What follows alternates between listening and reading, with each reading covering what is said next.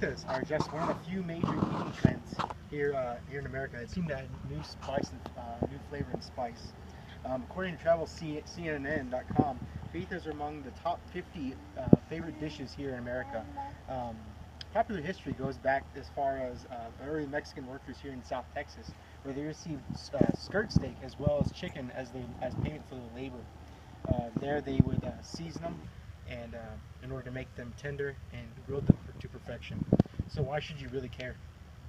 Well, any man should be able to grill the perfect fajitas for his woman in the house. It not only helps improve his grill skills, it also proves his manhood. And as for the woman, knowing how to grill awesome tasting fajitas pretty much earns the heart to the man, especially through the stomach. Today I'm going to show you how to make amazing tasting chicken fajitas in just 3 simple steps. 1, that's going to be preparing the chicken and the vegetables. 2 is going to be basting and cooking, and 3 is just going to be straight up enjoying it.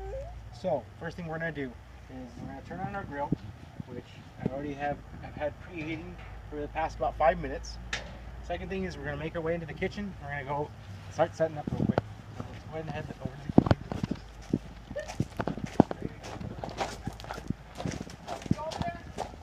No.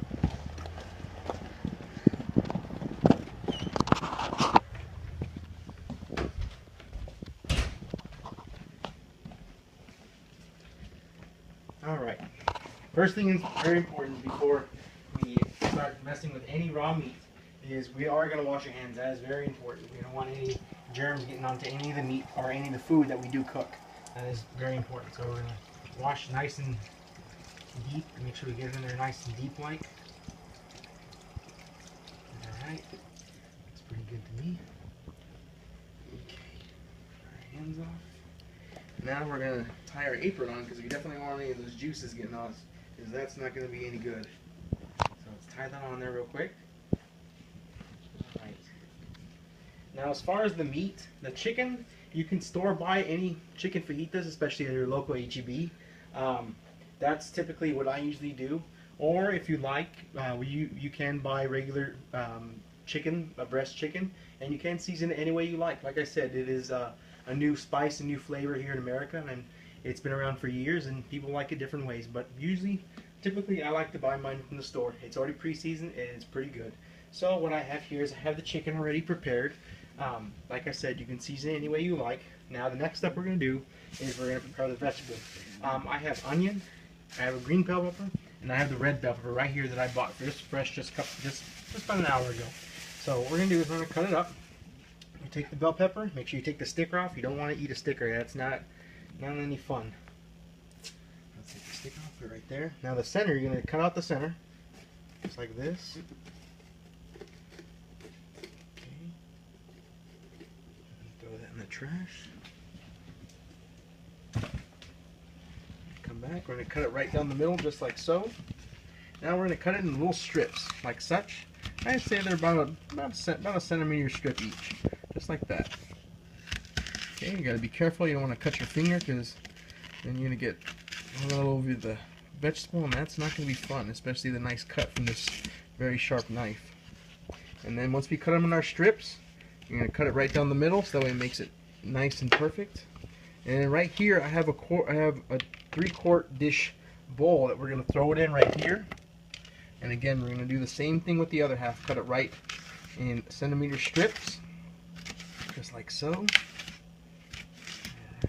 just like that. And then again, we're going to do the same thing. We're going to cut it right down the middle, just like that. And then we're going to throw it in our bowl, just like that. And then we're going to do the same thing with this green bell pepper here. Again, we're going to take the sticker off, just like that. We're going to cut the middle out. Okay. Oh, I just lost it. Okay, cut it right down the middle. Fortunately, I didn't take out the middle, so we're going to throw this in our bag right here. And again, we're going to do the same thing we did with the red bell pepper. We're going to cut it in that centimeter strips, just like that.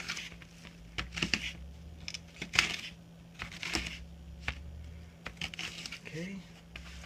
And again, we're going to cut it right down the middle, so it makes it nice and small pieces. And again, we're going to do the same thing with this last one right here. The good thing about the bell pepper is that it is a very good vegetable for you, very high in antioxidants and vitamins. So it is a very good side dish to go with our chicken fajitas. So we're gonna cut it right down the middle again, make it those small little pieces. We're gonna throw it in our bowl. Okay, now the next thing we're gonna do is we're gonna take that onion. I bought this earlier, and I also used a little bit earlier, so that's why it's like that. But we're gonna do the same thing about a centimeter. So we're gonna cut it right just like that. And cut it again, so that way we get enough. And this is a pretty big onion, so as you can see that some of those slices are actually pretty good size. Now what we're gonna do next is now we're gonna lay them on top of each other and cut it right down the middle, just like we did the bell pepper, so it makes those nice, beautiful rings. See, as you can see, it makes those nice little rings. I'm gonna throw that in there. Okay, just like that. Alright. Alright, next one. Okay. I'm gonna put that in the refrigerator real quick. That way it keeps it nice and fresh. Alright. Now in order for the next thing we're gonna do is we're gonna take our aluminum foil. I'd say about maybe 2.5 feet right there. We're gonna take our vegetable and toss it up just a little bit so it mixes it up a little bit, and then we're gonna throw it on our aluminum foil just like so. Okay, just like that. And we're gonna fold it up. The reason why we're doing this is because you don't want to directly put your vegetables right on the grill, because right then it's just going to really overcook them and really dry it out, or if not, it will burn it. So what the aluminum foil does is it acts like a catalyst, so it's going to transfer heat through convection, and it's going to heat up our vegetables nice in there. All the juices are going to collect up in that aluminum foil, and it's going to make it taste really great. Okay, so what we're going to do is we're going to transfer our chicken to this bowl. And again, like I said, before we handle chicken, we're always going to wash our hands, so we're going to wash them one more time before we mess with our chicken. That. Okay, dry them off real quick. Alright, so we're going to transfer our chicken from our plate to our dish, and this is what we're going to take outside and throw on the grill.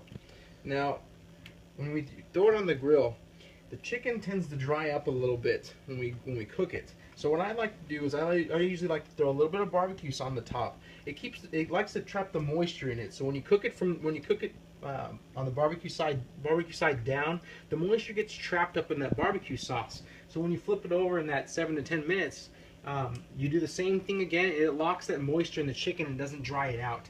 It's actually really tasty like that. And, I mean, there's numerous different types of barbecue sauces. So I mean, you take your pick on the flavors that you want. You can get it spicy, you can get it nice and sweet, you can get it smoky flavored. It's really just all up to you, and just however you like your meat. Some people like it with a really strong, bold taste, and you know, others like it sweet. So like I said, it's all up to you.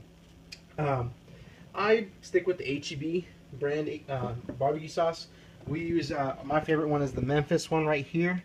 It has kind of like a I would say like a kind of like a tangy hickory barbecue sauce flavor. So I mean, it's really nice. It tastes really good on the chicken itself. And like I said, again, it locks that moisture in very well. So that's something we really want.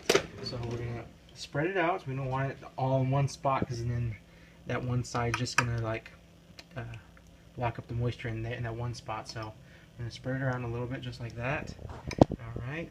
And that looks pretty good. So we're gonna get ready to take this outside, and we're gonna cook it on there for that 7 to 10 minutes. So let's take our vegetable in one hand and let's take our chicken in the other, and let's go outside.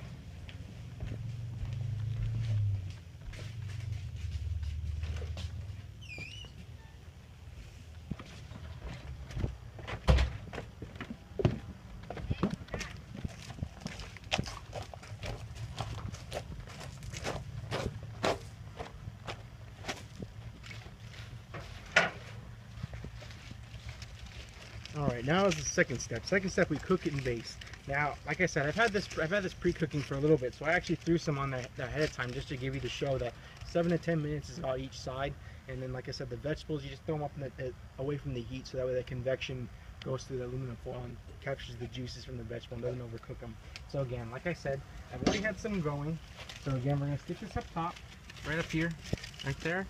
And like I said, with this chicken, I've had it going for about 7 to 10 minutes already. So as you can see, it's already starting to finish right. It's already starting to finish and look really, really good. So we're gonna move these out of the way. Now with these, we're gonna stick them on the far inside over here.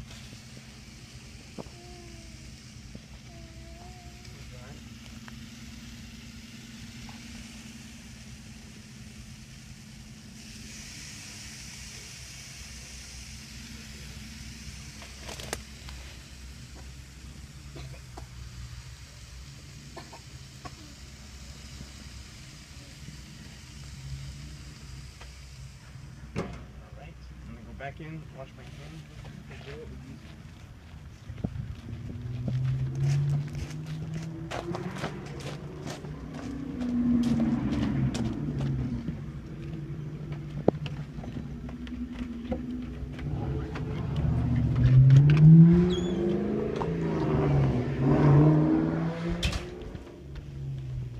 Alright, we're gonna wash our hands one last time. After this, like I said, that chicken that I've had going for a little bit, it's ready to go. So what we're going to do is we're going to grab another plate. We're going to get it. We're going to bring it back in the kitchen, and we'll do it outside. We'll go ahead and cut it up outside. And the vegetables on top should be ready to go. So once I get done cutting the chicken, we'll bring it inside, and everybody should be ready to eat that chicken.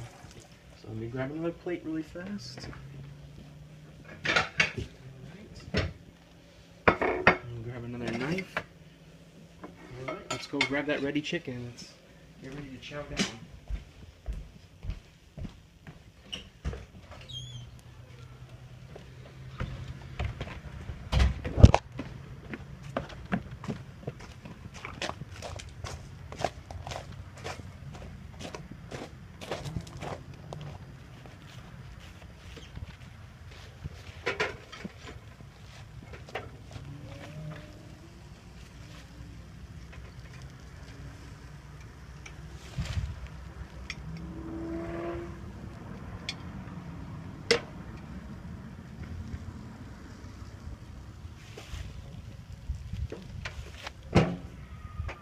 This leads us to the third step. Now we're just going to cut it up, and it should be good to go.